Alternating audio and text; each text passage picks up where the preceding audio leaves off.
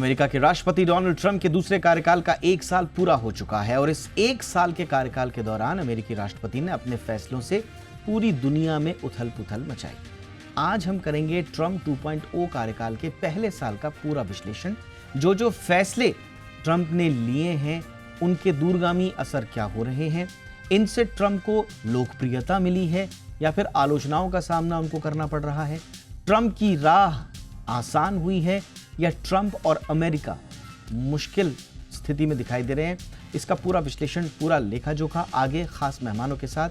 सबसे पहले ये रिपोर्ट देख लीजिए।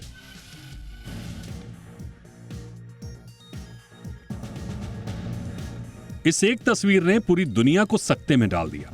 यह तस्वीर ट्रंप ने शेयर की है। तस्वीर में ट्रंप अमेरिकी झंडा लेकर ग्रीनलैंड की धरती पर खड़े हैं।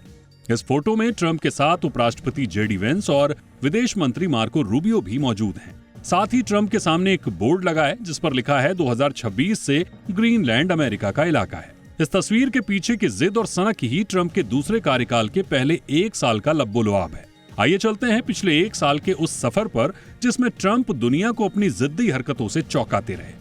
शपथ लेने के कुछ ही हफ्तों बाद फरवरी में ट्रंप ने ऐसा बयान दिया जिसने पूरी दुनिया को चौंका दिया। बोले अमेरिका गाजा पर कब्जा करेगा, यूएन भड़क गया, यूरोप नाराज हो गया, अरब देश आग बबूला हो गए। कुछ हफ्तों बाद जब भारी विरोध हुआ तो ट्रंप धीरे धीरे पीछे हटे, लेकिन जाते जाते एक नया आइडिया फेंक गए, बोर्ड ऑफ पीस, जिसकी कमान वो खुद संभालेंगे। बस यहीं से दुनिया को समझ में आ गया कि ट्रंप का फॉर्मूला साफ है, पहले बम बाद में बात। Iran, Syria, Yemen, Somalia, Iraq, एक के बाद एक जगह अमेरिकी हमले होने लगे। ईरान के परमाणु ठिकानों पर हमला हुआ तो पूरी दुनिया की सांस अटक गई। चुनाव में ट्रंप बोले कि 24 घंटे में रूस यूक्रेन जंग खत्म। मई तक आते आते साफ हो गया कि ये सिर्फ एक जुमला था। कभी जेलेंस्की को व्हाइट हाउस बुलाकर कैमरों के सामने डांट दिया, कभी पुतिन को धमकी दी, लेकिन जंग वैसे ही चलती रही। हाँ, अमेरिका के हथियारों की बिक्री जरूर बढ़ती गई। इतने हमलों के बीच ट्रंप अचानक खुद को शांति दूत बताने लगे। दावा कर दिया कि उन्होंने 8 जंग रुकवा दी है। यहाँ तक कि भारत पाकिस्तान का नाम भी जोड़ दिया। भारत ने तुरंत साफ कर दिया, हम अपनी बात खुद करते हैं। इसी दौरान ट्रंप की नजर नोबेल शांति पुरस्कार पर टिक गई। अब बारी आई पैसे वाले हथियारों की। ट्रंप ने टैरिफ को लाठी बना लिया। भारत पर टैक्स, यूरोप पर टैक्स, चीन पर तो पहले से ही था।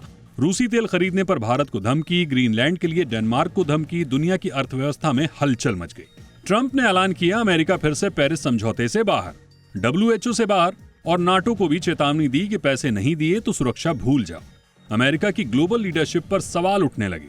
गाजा में एक कमजोर सा संघर्ष विराम कराया गया और ट्रंप ने फिर एक बार बोर्ड ऑफ पीस की कहानी निकाली, जिसमें शामिल होने के लिए देशों से $1 अरब मांगे जाने लगे। दुनिया समझ गई कि यह शांति कम और बिजनेस ज्यादा है। नवंबर 2025, न्यूक्लियर धमाके की बात। एक इंटरव्यू में ट्रंप ने कह दिया, जब रूस और चीन टेस्ट कर रहे हैं तो अमेरिका क्यों नहीं। मतलब साफ है, 33 साल बाद अमेरिका फिर से परमाणु धमाका कर सकता है। पूरी दुनिया में न्यूक्लियर डर लौट आया। साल के आखिर तक ट्रंप की ग्रीनलैंड वाली जिद सनक में बदल चुकी थी। डेनमार्क के मना करने के बावजूद धमकी, टैरिफ, यहाँ तक कि सैन्य ताकत के संकेत। अपने ही नाटो साथी परेशान हो गए। 3 जनवरी 2026 को ट्रंप ने वो कर दिया जो किसी ने सोचा भी नहीं था। अमेरिकी सेना ने सीधे वेनेजुएला के राष्ट्रपति मादुरो को पकड़कर अमेरिका ले आई। नाम दिया गया ऑपरेशन एब्सोल्यूट रिजॉल्व। दुनिया दंग रह गई। अब क्या किसी भी देश का राष्ट्रपति ऐसे उठाया जाएगा? और इसी पूरे साल अमेरिका के अंदर, इधर बाहर दुनिया हिल रही थी, उधर अंदर अमेरिका में भी बवाल था। DEI सिस्टम खत्म, पासपोर्ट में सिर्फ जन्म का लिंग, अवैध प्रवासियों पर सख्ती, यूनिवर्सिटियों पर कार्रवाई, FDA जैसी एजेंसियों में कटौती और सड़कों पर सैनिक। 1 साल में ट्रंप ने साबित कर दिया कि उनकी राजनीति का तरीका है दबाव, धमकी और ताकत। सवाल अब यह है कि अगले साल दुनिया और कितनी हिलेगी, ये देखना बाकी है। ब्यूरो रिपोर्ट, जी मीडिया। बहुत ही खास मेहमान इस वक्त हमारे साथ जुड़ चुके हैं। एम्बेसडर सुशील सिंघल सर हमारे साथ जुड़ चुके हैं, पूर्व राजनयिक और अंतर्राष्ट्रीय मामलों के जाने माने जानकार। Ambassador Singhal sir, good evening, बहुत बहुत स्वागत है आपका। हमारे साथ हैं Anurag Singh, managing partner Ansid Capital, US से हमारे साथ जुड़ रखे हैं। बहुत बहुत स्वागत है अनुराग सर आपका, वेलकम। हमारे साथ हैं professor Swaran Singh sir, international studies JNU से, बहुत बहुत स्वागत है प्रोफेसर स्वर्ण सिंह सर आपका भी, good evening. Ambassador Singhal sir, आपसे ही चर्चा की शुरुआत करेंगे। काफ़ी कुछ उथल पुथल मचाई है ट्रंप के दूसरे कार्यकाल के पहले साल में। ट्रंप साहब ने अपने फैसलों से कैसे ओवरऑल एसेस करते हैं सर उनके सेकंड इनिंग का फर्स्ट ईयर? जैसा कि आपने अपनी रिपोर्ट में दीपक बताया कि ये पूरा साल जो है अनिश्चितताओं के दौर से गुजर रहा है, और प्रेसिडेंट ट्रम्प ने जो उनके अपने एम्बिशंस हैं उनको इम्पोज करने की कोशिश की है सारी दुनिया के ऊपर। चाहे वो नोबेल प्राइज हो, ग्रीनलैंड हो, गाजा हो, यूक्रेन हो, कहीं भी आप उठा के देख लीजिए, या ये आजकल जो ट्रेड का चल रहा है उनका टैरिफ बैरियर, टैरिफ जो है वो यूज कर रहे हैं वेपन की तरह से। तो इस सब को प्रेसिडेंट ट्रम्प ने, जो कि अभी तक कोई इस तरह से काम नहीं करता था, USA ultimate security guarantor peace की जो है इंटरनेशनल इंस्टीट्यूशन की धुरी हुआ करता था, प्रेसिडेंट ट्रम्प ने एक साल के अंदर उसको पूरा पलट दिया है। और अब जो मैं देख रहा हूं कि सब देश, यूरोप के देश हों या भारत हो या चीन हो या कोई और देश है, साउथ इसके ग्लोबल साउथ के देश, उन सबको ये रियलाइज होने लगा एक साल के अंदर कि प्रेसिडेंट ट्रम्प जो वो कहते हैं वो कोशिश करते हैं उसको करना, तरीके बदलते रहते हैं उनके, कभी धमकी देंगे, कभी दोस्ती करेंगे, तो अलग अलग तरीके से, लेकिन उसको कोशिश करना उनका पूरा है। तो उनको अब ये रियलाइज हो रहा है, पर्टिकुलरली यूरोप को, कि अगर उनको हम वो उनको प्लेकेट करने की कोशिश करेंगे तो प्रेसिडेंट ट्रम्प उसको वीकनेस मानते हैं, क्योंकि वो ताकत को मानते हैं। अगर आप उनको उनके सामने खड़े होते हैं तो आपकी वो इज्जत करते हैं। चाइना एक बहुत बड़ा इसका एग्जाम्पल है। चाइना जब आए, जो इलेक्शन हुआ इनका, तो इन्होंने चाइना से शुरुआत की थी, और चाइना ने जब उनको अपने रूप दिखाया और रेयर अर्थ का उन्होंने उसको वेपन की तरह उन्होंने भी इस्तेमाल किया, प्रेसिडेंट ट्रम्प पीछे हट गए। उसके बाद उन्होंने चाइना से अभी तक कोई भी उसमें रिटेलिएशन नहीं किया है।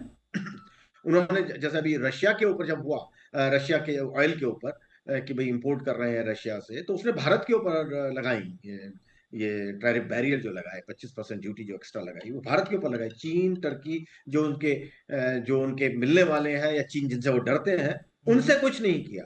तो प्रेसिडेंट ट्रम्प का ये दिखने लगा है कि प्रेसिडेंट ट्रम्प जो है, इनकी जो पॉलिसी है उनको उसी तरह से डील करना पड़ेगा। अब उसको जैसे, अब क्या है कि लोग कह रहे हैं कि भाई 3 साल रह गए हैं, उसके बाद में जो है शायद रूस की, अमेरिका की पॉलिसीज बदल जाएंगी। मेरे को नहीं लगता कि ये जो प्रेसिडेंट ट्रम्प ने जो किया है, प्रेसिडेंट ट्रम्प ने, इज नॉट ए फेज। मेरे हिसाब से ये जो है अमेरिका की अब ये पॉलिसी बनने वाली है, चाहे उनको फायदा हो नुकसान हो, वो जो है इनवर्ड लुकिंग रहेंगे, क्योंकि वहाँ जो बेस है वहाँ का आम जनता का, मागा जिसको बोलते हैं, वो जो है सेटिस्फाई नहीं होगा अगर अमेरिका अपने ऊपर इनवर्ड लुकिंग नहीं होगा।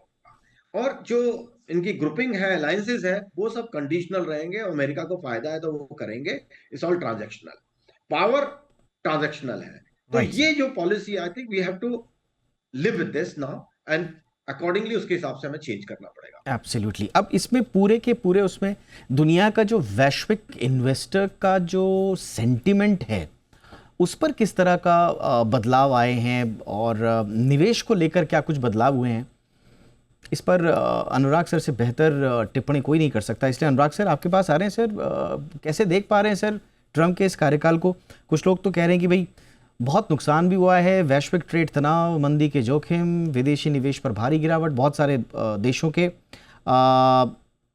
ख़ास तौर से अंतर्राष्ट्रीय संगठनों से अलग होना, इंटरनेशनल कोऑर्डिनेशन काफ़ी कमज़ोर किया राष्ट्रपति ट्रंप ने, और अभी भी वो कर रहे हैं लगातार। जिस तरह से उनके बयान आ रहे हैं, आज ही सुबह जिस तरह से उन्होंने एक फ़ोटो जारी की, उससे किस तरह से उथल पुथल हुई मार्केट्स में, हम सब देख रहे हैं। बट कुछ लोगों का ये भी कहना है कि जो डिफेंस कंपनीज हैं उनके शेयरों को बढ़ावा मिला, ख़ास तौर से तेल गैस पे निवेश एक तरह से वापस आकर्षक भी हुआ है। तो इन्वेस्टर्स के पॉइंट ऑफ व्यू से थोड़ा सा हमें समझाइए सर कि ओवरऑल ट्रम्प का फर्स्ट ईयर कैसा रहा। सो दीपक, देखिए आपने सब बातें जो कही है वो करेक्ट है, and I also wanted two point this out. Politically चाहे जो उथल पुथल हो रही हो, इन्वेस्टर्स के लिए ये एनवायरनमेंट बहुत अच्छा चल रहा है।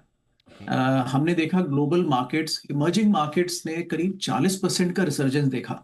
40% ऑन दी एमएससीआई इंडेक्स, जो इमर्जिंग मार्केट का इंडेक्स है एमएससीआई का, मॉर्गन स्टैनली का, which means that almost every country saw resurgence। और वो रिसर्जेंस के कुछ रीजंस दीपक आप ने भी लिस्ट डाउन किए, मैं भी बता देता हूँ।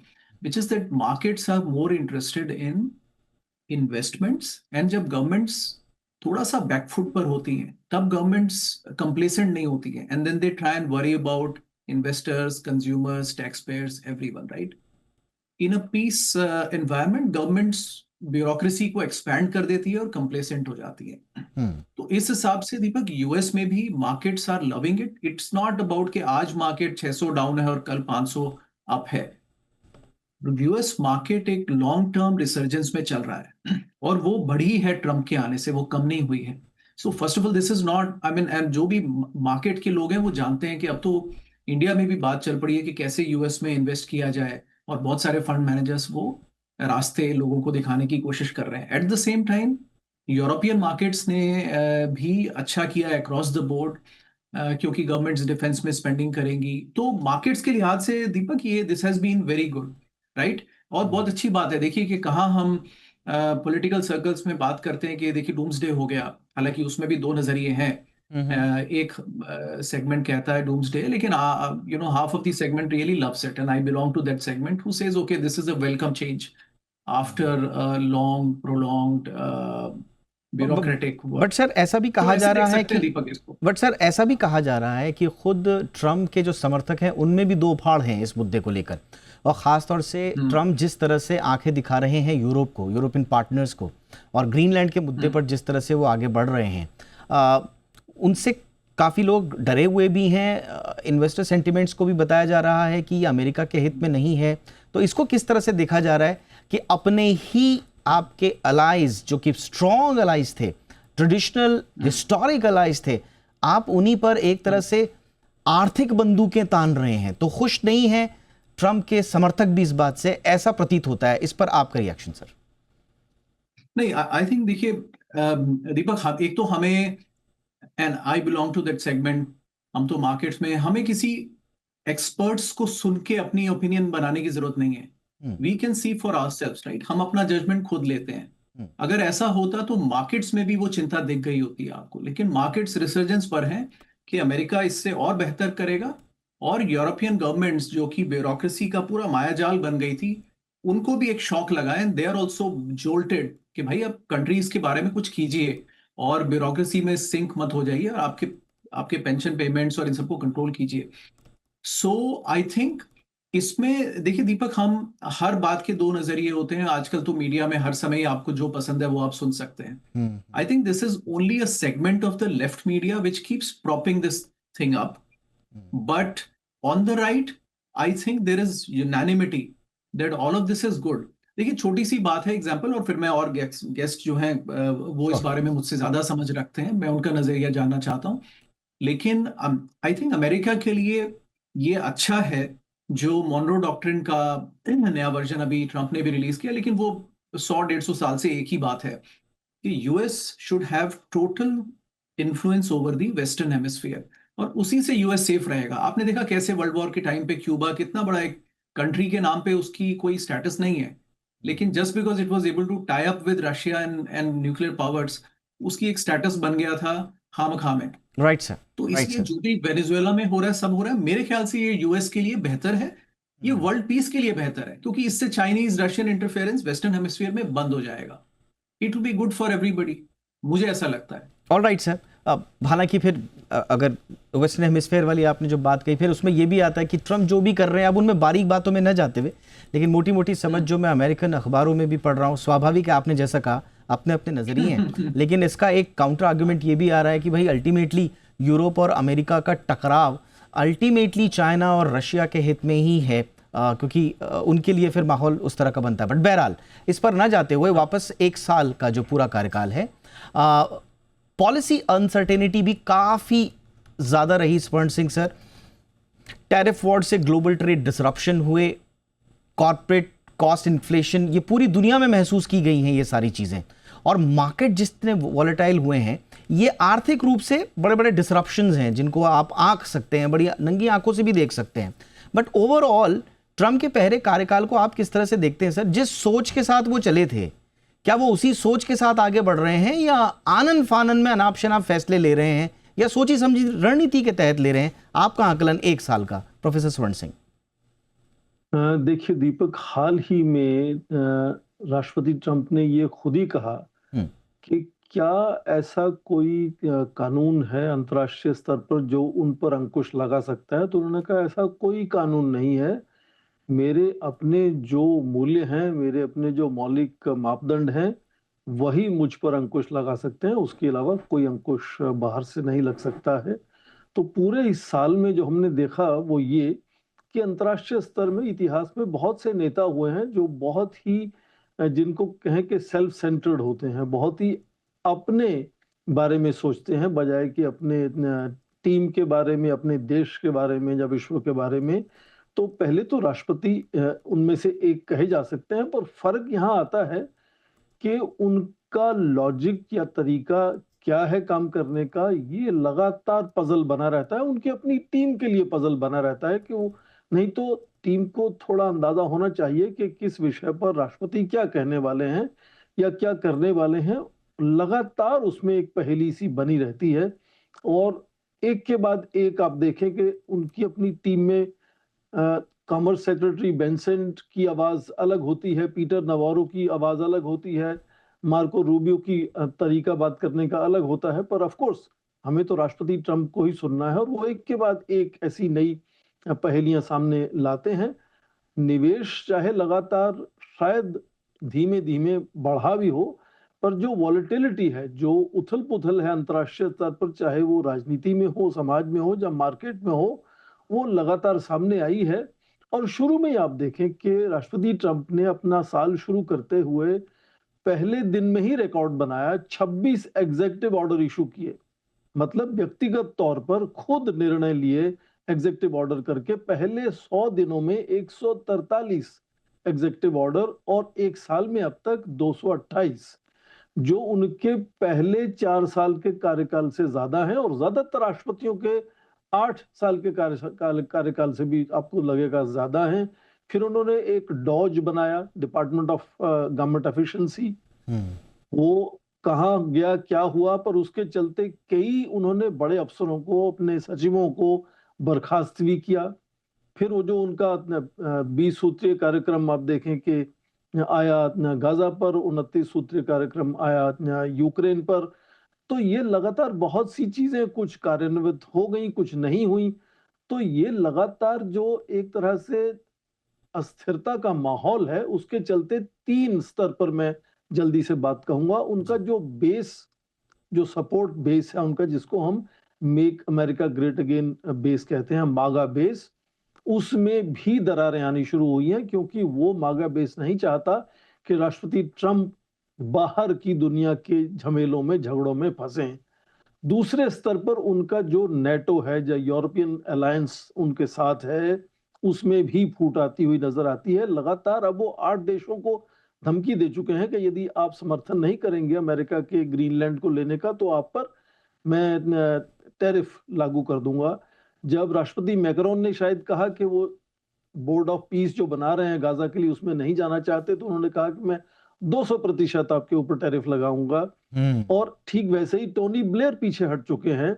तो वहां भी एक तरह से दरार। और तीसरी दरार, जो बात हुई लेफ्ट और राइट की, हम्म, आज यूरोप की जो दक्षिणपंथी राइट पार्टीज हैं, वो भी ट्रंप के विरोध में बोलना शुरू हो गई। सबसे बड़ा आप देखें उदाहरण, ये जर्मनी का जो अल्टरनेटिव फॉर डॉइचलैंड, उनके लीडर सीधा क्रिटिसाइज कर रहे हैं राष्ट्रपति ट्रंप को। और आखिरी बात कि ये जो लगातार कोशिश है कि अंतर्राष्ट्रीय स्तर पर मैं सैन्य बल का प्रयोग करके अपना मनमानी कर सकूं, दबाव बना सकूं, हम्म, ठीक उसका उल्टा हाल ही में 65 ऐसे अंतर्राष्ट्रीय मंच हैं जिनसे राष्ट्रपति ट्रंप ने कहा कि अमेरिका पीछे हटेगा। यही सब मंच अमेरिका के अंतर्राष्ट्रीय नेतृत्व का एक तरह से बैसाखी का काम करते थे, उसका, उसके बेस पर उनका नेतृत्व चलता था। राइट तो सर। क्या उनसे पीछे हटकर राष्ट्रपति ट्रंप केवल सेना के बल से ये कर पाएंगे? तो ये लगातार उथल पुथल चली रहेगी। कभी कभी बात होती है कि उनका मानसिक संतुलन है या नहीं है, या उन पर इम्पीचमेंट लग सकती है, नहीं लग सकती है। आज ये भी बात शुरू हो गई है कि लगातार यदि यूरोप के देश अपीजमेंट करते रहेंगे, तो क्या ये सारा माहौल तीसरे विश्व युद्ध की शुरुआत की तरफ लेके जा रहा है? बिल्कुल। तो लगातार चिंता का विषय 1 साल से वो बने हुए हैं। ये अच्छा, ये सबको आपने बिल्कुल सामने सही नजर कहा सर। और उनके कार्यकाल की शुरुआत, दूसरे कार्यकाल की जो शुरुआत हुई है, उसमें आप ट्रेजेक्ट्रीज अगर देखेंगे चिंताओं की, तो वो अपवर्ड्स डायरेक्शन में है। मतलब ऐसा कोई मौका नहीं आया जब वैश्विक चिंताएं कम हुई हों, स्टेबल हुई हों। वो लगातार इस लेवल पे जा रही हैं। और आपने बिल्कुल सही कहा कि अब लोगों को लग रहा है कि कहीं तीसरे विश्व युद्ध की आहट तो नहीं है, जो अलाइज ही इस तरह से बिहेव करेंगे। बट एम्बेसडर सिंगल सर, एक बड़ी जो क्रिटिसिज्म होती है, फॉरेन पॉलिसी को आपने एक तरह से पर्सनल डील मेकिंग बना दिया। अब जैसा अनुराग सर कह रहे थे, अब जब आप डील मेकिंग करते हैं तो वो बहुत किसी के फायदे में भी जाती हैं, किसी के नुकसान में भी जाती हैं।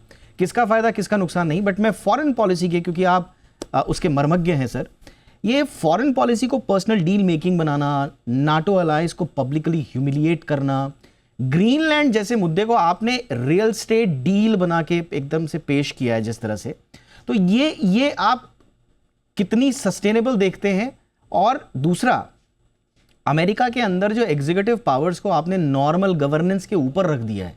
ऐसा नहीं है कि पहले के प्रेसिडेंट ऐसा नहीं करते थे, पहले के प्रेसिडेंट ईओस का इस्तेमाल करते थे, लेकिन ट्रंप ने इसे प्राइमरी गवर्नेंस टूल जो बना दिया है सर। आपको क्या लग रहा है, बहुत लंबी पारी खेल पाएंगे इस तरह से ट्रंप, या लोगों ने एक्सेप्ट कर लिया है? देखिए, बात ये इसमें 2-3 चीजें हैं। अगर हम इनकी एग्जीक्यूटिव पावर के बारे में बात करें, प्रेसिडेंट ट्रंप जो है, पहले टर्म में अभी अगर हम देखें, तो वो बराबर अपने जो पावर्स थी उनको मैक्सिमम इस्तेमाल करने की कोशिश कर रहे थे। लेकिन उस वक्त में क्या था कि इनको उम्मीद नहीं थी आने की, और जो इनके एडवाइजर थे उन्होंने इनको रिंग फेंस किया हुआ, जिससे जब उन्होंने अपना फ्रस्ट्रेशन बहुत दफा बताया अभी कि भाई मेरे को काम नहीं करने दिया जा रहा है।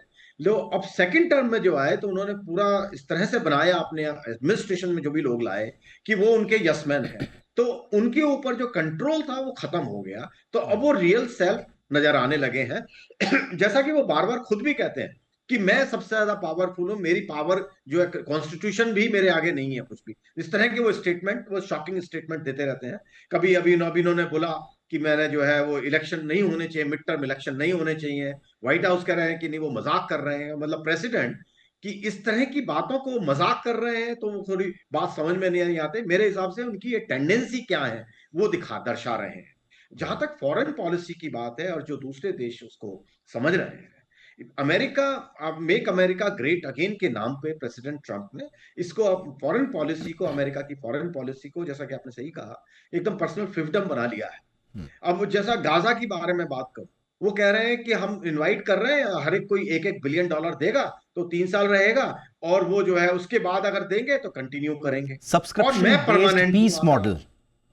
जी, गाजा के लिए जो पीस मॉडल जो बनाया उन्होंने, उसमें अब ये आपने कहां सुना है इस तरह का? जो यूएन इंस्टीट्यूशन है, इंटरनेशनल इंस्टीट्यूशन को तो बिल्कुल उन्होंने ऐसा कर दिया है कि जैसे एनजीओ, और उनको लेकर के वो बेकार हो गए।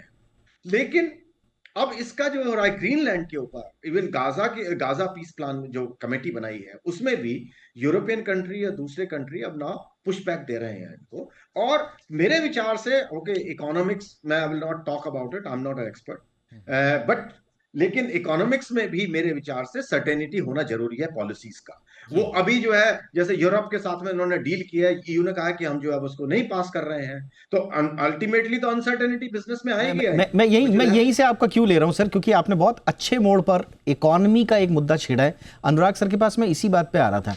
सर, इन्वेस्टर्स क्या देखते हैं? आई मीन, जो सर ने बात किया कि अगर वो पॉलिसी में सर्टेनिटी तो देखता ही है, वो चाहे अमेरिका का इन्वेस्टर हो या वैश्विक इन्वेस्टर हो, और खास तौर से अमेरिका से प्रभावित बाकी अर्थव्यवस्थाएं जो कि पूरा वर्ल्ड ऑर्डर का सप्लाई चेन है। तो अनसर्टेनिटी, जिस नेता की स्ट्रैटेजी अनसर्टेनिटी हो, जिस जो गवर्नेंस नहीं बल्कि प्रेशर टैक्टिक्स चला रहे हो, जिसको स्टेबिलिटी नहीं बल्कि केओस लेवरेज करना हो, तो अनसर्टेनिटी जिसकी स्ट्रैटेजी हो सर, वो आई मीन लॉन्ग रन में क्या इन्वेस्टर्स बहुत आश्वस्त हैं कि सब कुछ उनकी झोली में ही आएगा? हाँ, देखिए दीपक, मैं ना इसमें एक फंडामेंटली एक पॉइंट क्लैरिफाई करना चाहता हूं। देखिए, एक तो पहली बात, it is a matter of whom you ask, right? ये तो उतना ही ट्रू है कि अमेरिका अच्छा कर रहा है, it's a matter of whom you ask, right? तो ऐसे ही इंडिया में भी आप जाके पूछ सकते हैं, नजरिए बहुत वेरी करते हैं, हर तरफ के लोग आप ढूंढ सकते हैं और ढिढोरा पीट सकते हैं आप। देखिए एक जो जो ग्लोबल रीसेट है दीपक, देखिए मैं पहली बात, मैं ट्रम्प के आधे ट्वीट्स को मैं देख के खुद हैरान होता हूँ कि ये क्या पोस्ट कर दिया इन्होंने, right? So personally I don't like half of his tweets, baby वो पर्दे के पीछे किए जाते थे, वो ओपन में ही कर देते हैं। That is his style, that's a very different thing, but I still welcome the change that has happened. मैं क्यों कहता हूं, देखिए दीपक, इसमें नजरिए हमारे और मैं दोनों गेस्ट की बातें सुन रहा था, ये लेफ्ट और राइट पॉलिटिक्स का फर्क है, और वहीं पर मार्केट्स ये लेफ्ट और राइट नहीं देखते, markets understand the language of money, और वो हमें दिख रहा है। देखिए तो तभी लेफ्ट से काफी आवाजें आ रही हैं कि यार मार्केट्स को गिरना चाहिए था, मार्केट्स नहीं गिर रहे हैं। भाई मार्केट्स बायस्ड नहीं है, मार्केट्स को पैसा देखना है, that is how they work, right? अब मैं छोटा फर्क ये बताता हूं, देखिए दीपक, ये रिसर्जेंस ऑफ द राइट है, और वो यूरोप में भी हो रहा है। यूरोपियन लीडर्स माने, वो तो उनको खुद चिंता है, जर्मनी में, फ्रांस में, कि अब रिसर्जेंस ऑफ द राइट अगर हो गया तो अगले 20-25 साल तक फिर लेफ्ट को पावर नहीं मिल पाएगी, और ये सब लेफ्ट लीनिंग लीडर्स हैं। अभी कनाडा के मार्क कार्नी चाइना से कुछ डील कर रहे हैं। ये इसका क्या औचित्य है दीपक? कितनी मूर्खपने की बातें हैं ये। आप नेक्स्ट डोर यूएस में हैं and you think you can just kind of be smart about it. ऐसे ही इलेक्शंस के दौरान की स्टारमर की यूके गवर्नमेंट ने 100 एनालिस्ट भेजे थे कि ट्रंप इलेक्ट ना हो जाए, कमला हैरिस जीते। ये सब इंटरफेरेंस है। मैक्रोन कुछ कह देते हैं, खुद कंट्री में उनका बेस सपोर्ट है नहीं, लेकिन they are left leaning. I think at some point this is the gap. Trump साहब जब 16 से 20 में इलेक्ट हुए थे, उनको यूरोपियन लीडर्स ने वो recognition नहीं दिया that he's a American president. They wanted a left leaning president in America rather than a right leaning, और वो अब उसका नतीजा दिख रहा है। If I may interrupt sir, जी, आपने बिल्कुल दुरुस्त फरमाया सर कि ये लेफ्ट और राइट का जो आपने एनालिसिस दिया, may be it is ground पर शायद ये रियलिटी दिखती हो, और इसमें ये व्यूज की बात है सर। मैं इन्वेस्टर की बात कर रहा हूँ। आई मीन हमने परंपरागत रूप से ये देखा है कि भाई एक इन्वेस्टर क्या देखता है कि भाई इनके पॉलिसी स्टेबिलिटी है या नहीं है, पॉलिसीज में सर्टेनिटी है या नहीं है। मैं बहुत बुनियादी बात कर रहा हूँ सर, लेमन लैंग्वेज में ही बात कर रहा हूँ। एक ऐसा देश जहां की सरकार या जहां का प्रेसिडेंट या हेड ऑफ द गवर्नमेंट अपने आप को स्टेट से ऊपर प्रोजेक्ट ना करता हो, क्योंकि उसमें फिर इन्वेस्टर्स के, क्या ये अमेरिका के इन्वेस्टर्स को ये सारी चीजें प्रभावित नहीं कर रही हैं जिस तरह से ट्रंप खुद को प्रोजेक्ट कर रहे हैं? ये सारे के सारे बेसिक इन्वेस्टर सेंटिमेंट रूल्स के अगेंस्ट उनका बिहेवियर है। तो क्या इस बात को लेकर चिंताएं नहीं है सर? नहीं है दीपक। देखिए दीपक, समझिए, एज एन इन्वेस्टर मेरा आउटलुक, देखिए इकोनॉमी किसकी, इंडिया तो सोशलिज्म के दौर से गुजर चुका है, कितना भला लोगों का हुआ ये पता नहीं है, बट एक सेगमेंट को, अब देखिए अभी इंडिया यूएस की टॉक्स चल रही हैं, मार्केट ऐसे बिहेव करता है, मैं तो काउंट नहीं कर, I don't even track it now because it doesn't matter, but 6 दौर की बातचीत, 7 दौर की बातचीत, डेलीगेशंस इंडिया से यूएस कितने सफर कर चुके हैं, उसका कोई अंतर नहीं। इस टाइप की ब्यूरोक्रेसी को मार्केट लाइक नहीं करता है। रियल मार्केट असेस कर चुका है कि ये डील में कुछ होने जाना है नहीं, और मार्केट उस हिसाब से पैसे डाल रहा है या निकाल रहा है। This is how markets behave Deepak, that is जिसको बोलते हैं कि put your money where the mouth is, right? देखिए छोटा सा अंतर दीपक ऐसा है कि आई थिंक ये we have to, the market is, America में मार्केट इज हैप्पी कि America will dominate the world. When जब अमेरिका 70% ऑफ नेटो स्पेंडिंग करता है, तो अमेरिका यूरोप को गारंटीज क्यों देगा, और यूरोप एनवायरमेंट ग्रीन खेलेंगे? ये I mean this is not acceptable to the markets कि why should US overspend to defend Europe? नहीं करेंगे। Markets will cheer this up, right? Now a section of bureaucracy will hate it because अब देखिए उन्होंने सारी ये WHO से exit कर लिया, 20-30% जॉब्स WHO में चले जाएंगे। United Human Rights Commission, NATO में तो of course now he is almost saying that why should I defend Europe, right? तो ये सारे सवाल जायज हैं। Question is, as an investor I don't look at why the world is and why we should continue the way the world was. I go back and see why was this, ये create क्यों? But मैं यही चीज समझना चाह रहा हूँ अनुराग sir की, Correct? मैं यही चीज समझना चाह रहा हूँ सर कि मार्केट्स और एलाइज को आपने एक तरह से गेसिंग मोड में डाला हुआ है। How is investor enjoying this गेसिंग मोड? आई मीन उसके लिए तो क्लैरिटी चाहिए, एक थोड़ा सा प्रोजेक्शन चाहिए, एक ट्रैजेक्टरी चाहिए, एक क्लैरिटी चाहिए, सर्टेनिटी चाहिए। मैं वही कह रहा हूं कि गेसिंग मोड में आप रह के आप कैसे, मतलब इन्वेस्टर क्या सोच रहा है, गेसिंग मोड में अच्छा है? एक और सिंपल आंसर देता हूं दीपक इसका। हम्म, जितनी भी लेफ्ट लीनिंग गवर्नमेंट होती है, ये सब आप ब्यूरोक्रेसी ऐसे नहीं खेल सकते। You need money for this. वो मनी कहां से आता है? आपके टैक्सेशन से आता है, और टैक्सेशन लोगों पे ही होता है। लेफ्ट लीनिंग गवर्नमेंट्स बातें अच्छी करती हैं, लेकिन पैसा तो लोगों से ही खींचती है ना। हम्म, मार्केट समझता है ये चीजें। ट्रम्प साहब ने टैक्स रोल आउट जो किया है, वो पॉलिसीज को तो कोई लेफ्ट मीडिया बात ही नहीं करेगा उसके बारे में, but they are so thumping. आप आज प्राइवेट प्लेन खरीद के पहले साल में उसको डिप्रिशिएट कर सकते हैं यूएस में। It is great for the industry, right? So it's not only, मैं सिर्फ रिच लोगों की बात नहीं कर रहा हूं, it is a thinking of left and right leaning economy, and वो पॉलिटिकली पूरा लिंक्ड है, राइट? देखिए, लेनिन ने फेमसली कहा था कि politics is the concentrated expression of economics, right? तो सब कुछ के पीछे इकोनॉमी है। मार्केट उसको देख रहा है। लेफ्ट में लोग सरप्राइज हो रहे हैं कि मार्केट क्यों लाइक नहीं कर रहा है, but I think market was fed up with the bureaucracy of the left. This is such a welcome change. We like it, people like me like it, and I think markets are giving those signals, right? अब उसको समझ नहीं पा रहे हैं, because if you are not able to, you मतलब मैं आपसे नहीं कह रहा हूं, but अगर किसी को ये समझ नहीं आ रहा है, then they have been too much schooled into the left way of thinking, right? And इस that's पूरे why you don't उसमें get the other side. Right sir, right sir, Correct. No no, point noted sir. But इस पूरे उसमें अगर economy का भी ये मसला है, लोगों को समझ में आ रहा है, तो इकोनॉमी में भी एक व्यक्ति खड़े होकर कह रहा है कि only I can fix it narrative चला करके, या अगर किसी को उस इकोनॉमी में कहीं डिसेंट्रलाइज्ड कोई ताना बाना नहीं दिख रहा है, जो द फेमस अमेरिकन ताना बाना होता था, कॉन्स्टिट्यूशनल ऑफिस दिखते थे जगह जगह लोगों को, हर अथॉरिटी में। अब तो ऐसा हो गया कि पर्सनल अथॉरिटी बन चुकी है, ख़ास तौर से ट्रम्प साहब, उनके अपने आजू बाजू के लोगों को नहीं पता होता कि कल सुबह वो क्या कह देंगे।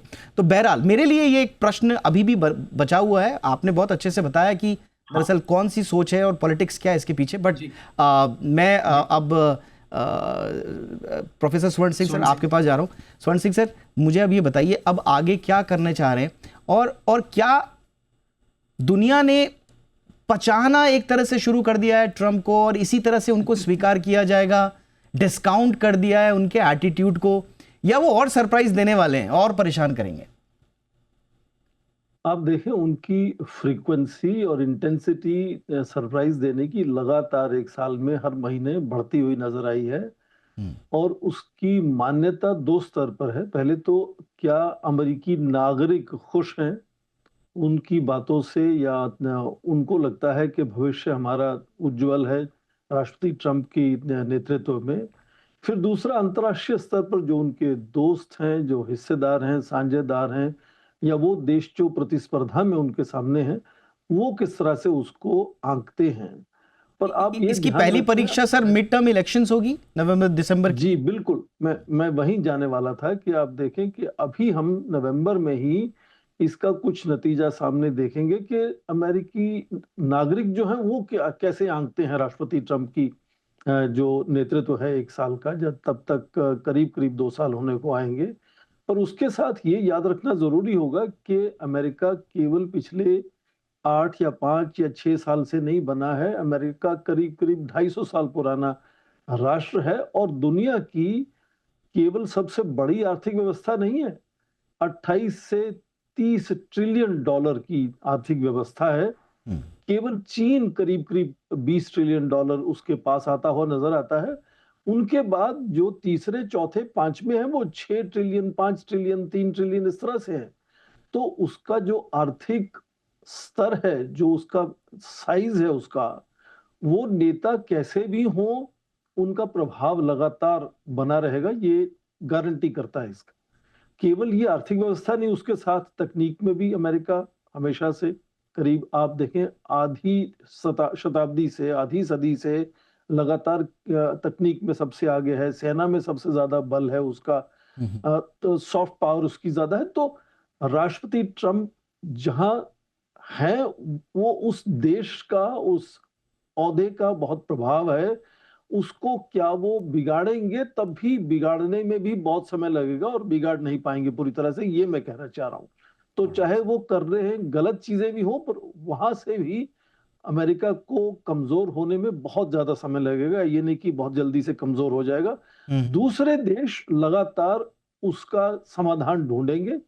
जैसे आप देखें कि ज्यादातर देश अभी अनुराग ने बात की कि मार्क कार्नी अमेरिका के साथ दोस्ती का हाथ बढ़ा रहे हैं, हिस्सेदारी बनाना चाहते हैं। जाहिर है जब उनका 75% उनका व्यापार अमेरिका के साथ है और लगता है कि राष्ट्रपति ट्रंप कहते हैं कि वो अमेरिका कनाडा को 51वां प्रांत बनाने वाला है, तो जाहिर है मार्क कार्नी दूसरी तरफ साझेदारी बनाने की कोशिश करेंगे, विकल्प ढूंढेंगे। आज मुझे लगता है ज्यादातर देश इसी तरह से अमेरिका से अपनी निर्भरता को कम करने में और दूसरे विकल्प ढूंढने में लगा हुआ है। और उसका एक बड़ा उदाहरण आपको सामने आने वाला है जब भारत और यूरोपियन यूनियन का फ्री ट्रेड एग्रीमेंट अगले इतने सप्ताह कंक्लूड होने वाला है। और यहाँ तक रही लेफ्ट और राइट की छोटी सी बात मैं उसमें कहना चाहूंगा, हालांकि एक छोटी सी बहस में वो बहुत बड़ा मुद्दा है। मोटे तौर पर लेफ्ट लीनिंग पार्टीज रिसोर्सेज को रीडिस्ट्रीब्यूशन की बात करती हैं और right leaning parties mostly status को मेंटेन करने की बात करती हैं। तो इसलिए उनका जो मोटे तौर पर फोकस रहता है, तो वो एक तरफ प्रॉफिट फोकस रहता है, एक तरफ इक्विटी का फोकस रहता है। तो राष्ट्रपति ट्रंप और राइटिस्ट पार्टी के चलते निवेश व्यापार बढ़ेंगे लगातार, इसमें कोई दो राय नहीं है। पर वो जो फायदा हो रहा है वो कहाँ जा रहा है ये देखना बहुत जरूरी होता है उसमें कि किसको फायदा हो रहा है। 1% अमेरिका के पास कितने संसाधन उनके हाथ में है, और नीचे जो निचला 50% है वो उसके पास क्या है। वो जो इनइक्वालिटी बढ़ती हुई नजर आएगी वो भी आप देखें 1 या 2 साल में आपको असर नहीं उसका नजर आएगा, एब्सोल्युटली लंबी दौड़ में नजर आएगा। लंबी दौड़ में नजर आएगा, बहुत सारी चीजें हैं। आखिरी बात कि राष्ट्रपति ट्रंप लगातार ये एक तरह से डिटरमाइन कर रहे हैं कि चीन उनको प्रतिस्पर्धा में जल्दी से जल्दी पीछे करेगा। आज एक ऑस्ट्रेलिया की थिंक टैंक ने कहा कि 100 में से 67 ऐसे अति आधुनिक तकनीक के क्षेत्र हैं यहाँ चीन अमेरिका से पहले ही आगे जा चुका है। तो वो जब 1 दशक या 2 दशक में आपको नतीजा नजर आएगा, तब आप सोचेंगे कि ये जो तब्दीली बदलाव हुआ ये कब से शुरू हुआ। और मुझे लगता है सर कि आई थिंक ये सम अप करने के लिए ये बहुत इंपॉर्टेंट आपने एक लाइन दे दी कि बेसिकली अनुराग सर ने जैसा कहा था कि ग्लोबल रीसेट हो रहा है, बट ये रीसेट बहुत ही ज़्यादा एक्सेलरेटेड और कन्फ्रंट्रेशनल हो रहा है। अब ये पूरा ग्लोबल ऑर्डर यूएस के लिए बोझ बनेगा, उसके लिए एसेट बनेगा। आगे चल के क्या होगा, जैसे सर बता रहे कि चीन को और ज़्यादा मौके मिलेंगे आगे बढ़ने के। भारत जैसी आर्थिक महाशक्ति उभरती हुई अब और ज़्यादा आत्मनिर्भरता की ओर बढ़ रही है, तो कहीं यूएस पूरी दुनिया को एक तरह से ये वरदान भी है ट्रंप साहब के आने के बाद का कि पूरी दुनिया के कई देशों को अपने आत्मनिर्भर होने के लिए और ज़्यादा प्रेरित कर रहे हैं। अब ये लॉन्ग रन में यूएस के हित में होगा या नहीं होगा ये देखना बड़ा दिलचस्प होगा। लेकिन फिलहाल अगले साल तक किसी तरह के उथल पुथल का इंतजार कीजिए। वी नेवर नो जिस वक्त हम चर्चा कर रहे हैं ट्रंप साहब के दिमाग में क्या चल रहा है और उठ के वो क्या अनाउंसमेंट कर देंगे। इसी तरह के सरप्राइजेस के लिए हमें तैयार रहना होगा टिल नवंबर जब मिड टर्म इलेक्शंस होंगे। शायद उस वक्त पता चल पाए कि कितने पानी में है ट्रंप। बट आज उनका फर्स्ट ईयर का एनालिसिस करने के लिए thank you so much professor Swaran Singh sir, ambassador Sushil Singhal sir, Anurag Singh sir, thank you so much for your time.